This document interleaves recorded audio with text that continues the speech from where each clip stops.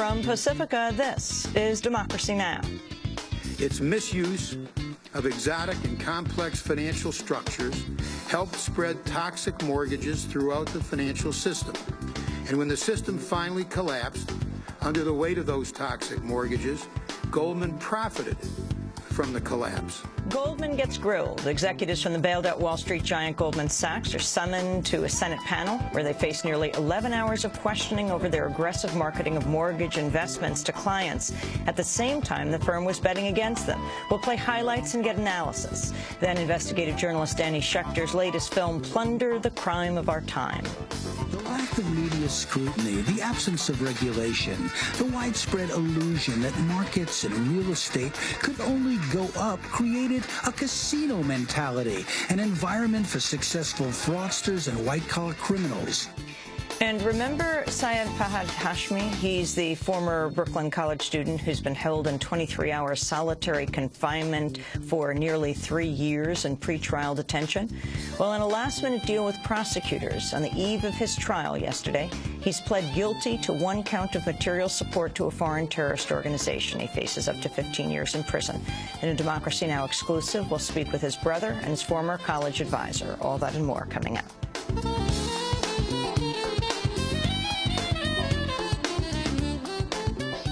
Welcome to Democracy Now!, democracynow.org, The War and Peace Report. I'm Amy Goodman. Executives from the bailed-out Wall Street giant Goldman Sachs faced tough questioning Tuesday at a Senate hearing on their role in the financial crisis.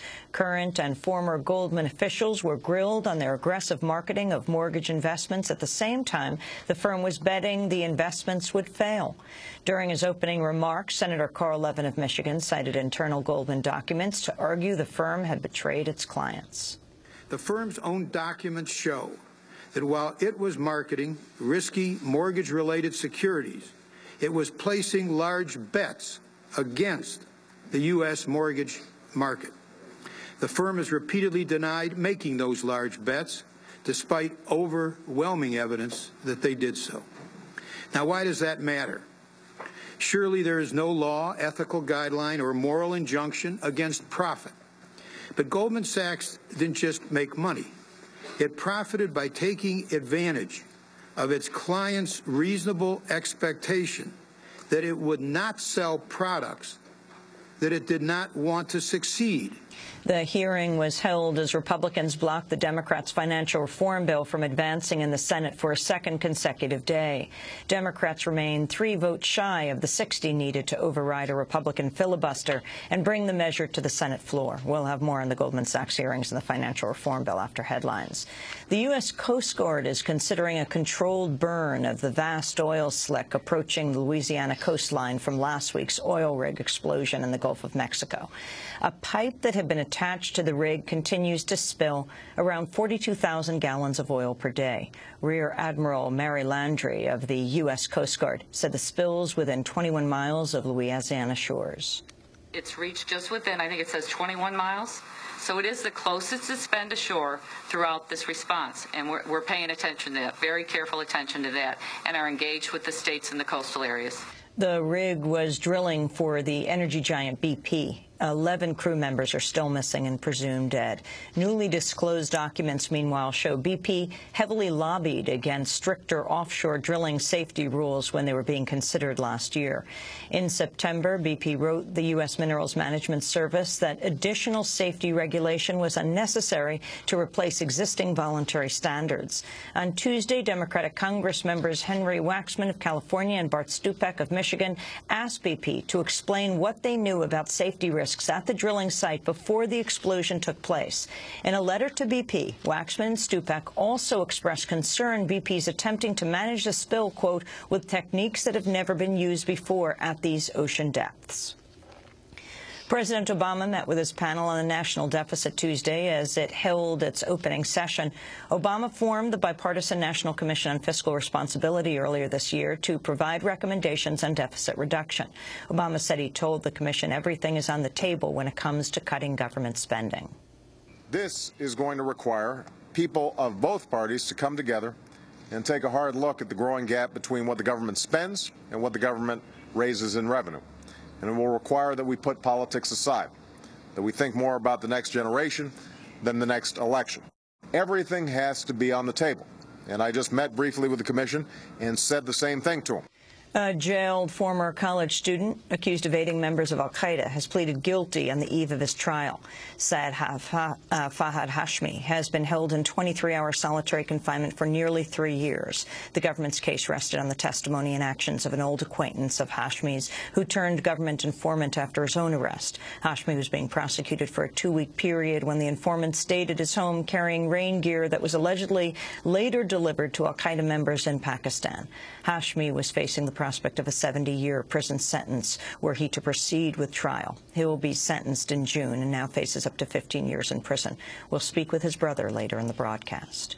At Guantanamo, a hearing has begun on whether the U.S. military elicited a false confession through the torture of a then-teenage prisoner accused of killing a U.S. soldier in Afghanistan. Canadian citizen Omar Khader was 15 years old when U.S. troops imprisoned him in Afghanistan in 2002. He says U.S. military guards beat him and threatened him with rape after he arrived at Guantanamo that same year. Deputy Chief Defense Counsel Michael Berrigan said Khader's statements at the time should be tossed out.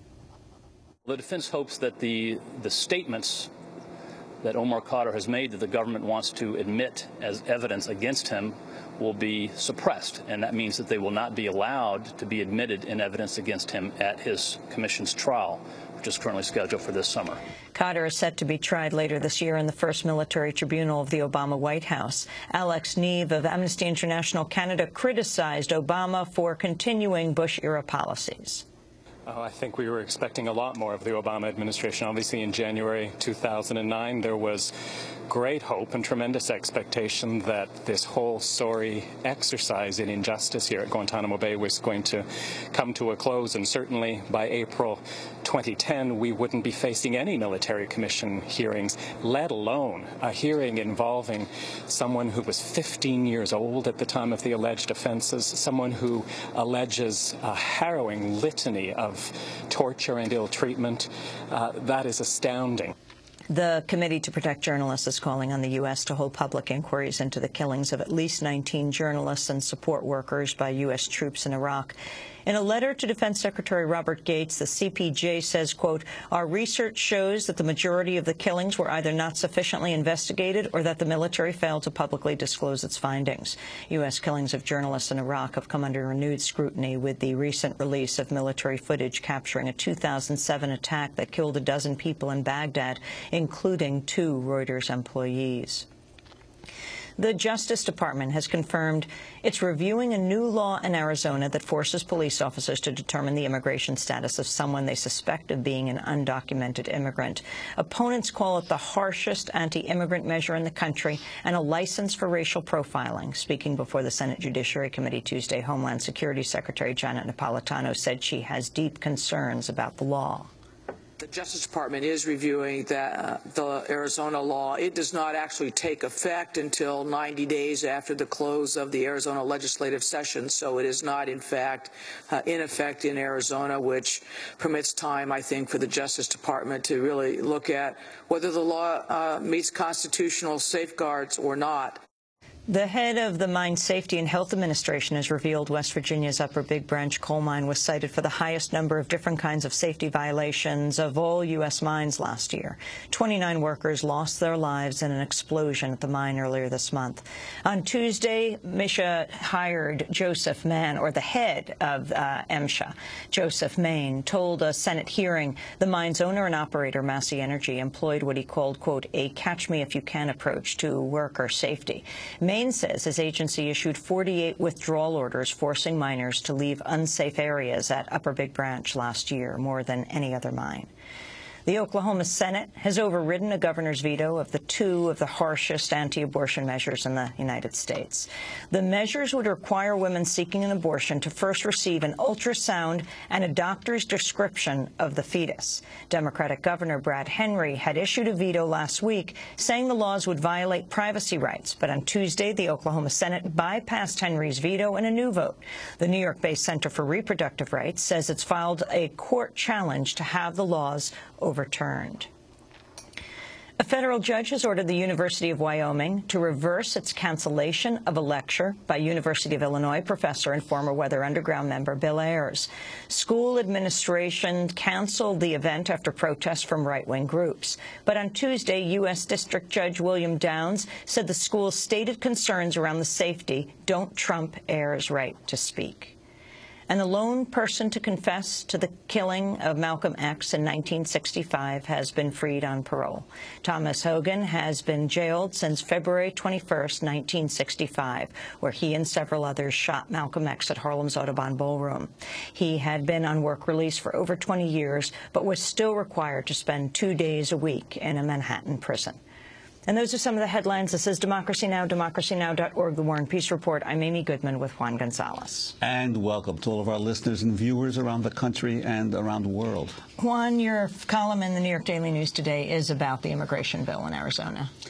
Yes, well, obviously there's been a furor throughout the country over this bill, and one of the things that's occurring now is most people were not aware that May Day was a scheduled day for immigration rights protests around the country, and a lot of immigration advocates are now saying in the last week they've had a huge surge of interest by people in their communities to turn out at these May Day rallies. And so the Arizona, the new Show Me Your Papers or you go to jail bill has already spurred enormous outrage in the Latino community, the immigrant community, the civil rights community.